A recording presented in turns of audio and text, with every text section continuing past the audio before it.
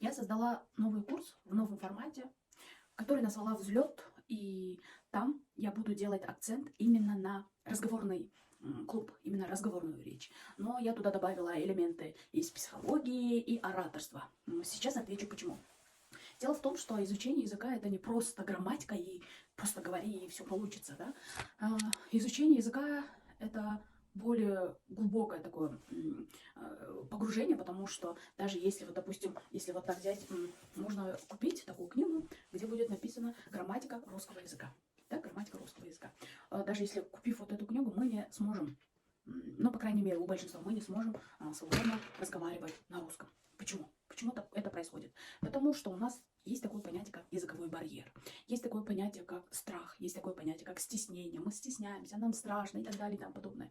А этот курс я планирую так, чтобы именно выполняя техники для самоуверенности, человек вот побеждает вот эти сомнения, которые внутри нас, когда а что если не получится, а что если так, а что если вот я скажу, что какую-то глупость или ошибку совершу, и все поймут, что я плохо знаю, или все будут смеяться, да, вот эти сомнения, они вот нас пожирают, они нас останавливают. И что я хочу этим сказать? Самое главное в изучении языка это состояние человека. Вот прям смотрите, как вы себя ощущаете, как вы себя чувствуете, когда изучаете язык, какие ассоциации у вас приходят. Самое главное, это ваше состояние. Прям состояние души, я бы даже сказала, потому что если вы испытываете стресс, когда изучаете язык, если вы испытываете стресс, когда выражаете свою мысль, или вы испытываете стресс, когда нужно говорить на русском, это знак того, что вы не идете по неправильному пути. Если бы изучение языка это было бы просто грамматика, мы бы знали очень много слов, поэтому очень много языков. Ну, по крайней мере, я бы знала очень-очень-очень-очень много языков. Если бы изучение языка это было просто знать грамматику, и ты все говоришь. Нет. Дело в том, что изучая новый язык, мы в какой-то мере меняем личность. Например, сейчас меня поймут люди, которые свободно разговаривают на двух языках. Потому что когда ты говоришь на русском, ты как бы становишься другим человеком. Ты по-другому разговариваешь, ты по-другому мыслишь.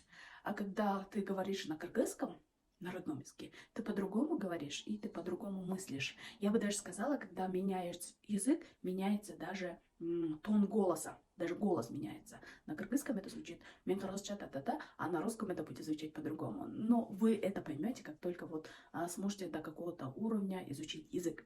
И что тут еще сказать? Например, изучение языка это вы не начинаете с нуля, нольден баштабай языка. У каждого есть вот какой-то уровень, вот прям возраст и уровень, где вот до какого-то момента вы уже изучили или просто это происходило рандомно по умолчанию, да.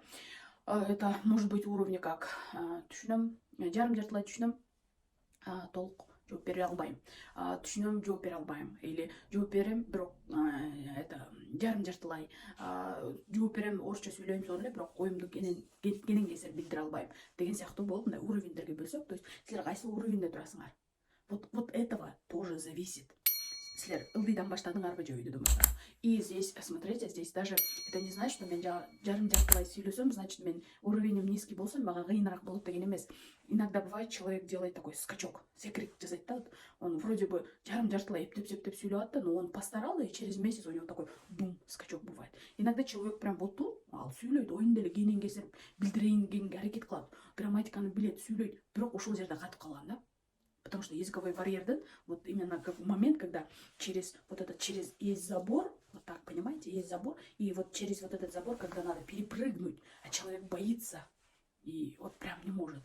А что это значит прыгнуть через забор? Это несколько раз, я бы сказала, опозориться, несколько раз совершить ошибку, несколько раз перед людьми выступать, когда сложно, когда обидно, когда дискомфортно, когда неприятно, не хочу, потому что я опозорюсь, потому что я боюсь, стесняюсь. Через все это пройти вот этот уровень, когда не хочу, у меня не получается, но я все равно делаю, что-то делаю, допустим, 7 раз упал, 8 раз поднялся. Это типа так. И сейчас я расскажу классную притчу именно про это. 7 раз упади, 8 раз поднимись. Да? У подножия горы жил один народ, и у них была такая примета. Прям на самом верху горы рос такой белый цветок. И у них была примета, тот, кто сорвет вот этот цветок, сорвет этот цветок, будет счастлив всю свою жизнь, всю оставшуюся жизнь. И они все хотели сорвать этот цветок, но была проблема в том, что эта гора была заколдована, и эта гора постоянно тряслась. Многие люди, смелые люди пытались, но у них это не получалось. И однажды трое друзей решились тоже пойти за этим волшебным цветком. Но перед тем, как пойти в горы, они пошли к мудрецу и спросить совета, как нам дойти до цветка, что нам сделать. И мудрец сказал: 7 раз упадите, 8 раз подниметесь. И все. И друзья ушли, все втроем с разных сторон начали подниматься в горы. Через час вернулся первый юноша. Он сказал: я 7 раз упал, 8 раз поднялся, но когда я в 8 раз поднимался, я заметил, что я прошел лишь очень мало, всего лишь несколько шагов, и я поняла, что мудрец меня обманул, и он вернулся. Второй юноша тоже вернулся через 2 часа, сказал: я тоже 7 раз упал, 8 раз поднялся, но когда я огляделся, я дошел только до середины. И я понял, что мудрец меня обманул, и я вернулся. А третий юноша вернулся на следующий день со цветком в руках. И когда друзья у него спросили: ты разве не падал? Он сказал: падал. Наверное, 100 или больше раз. Я не считал. Мудрость этой притчи в том, что не надо считать. Допустим, если я говорю, несколько раз надо ошибиться, чтобы пройти через языковой барьер, это не значит, что надо считать. Вот я 1 раз опозорился, 2 раз я там не смог вот так. Это значит, чтобы дойти до цели, сколько бы раз ты не падал, надо подниматься. Сколько бы ты раз не ошибался, надо все равно продолжать и достигнуть успеха. Надеюсь, я хоть чем-то вам помогла своими рассказами.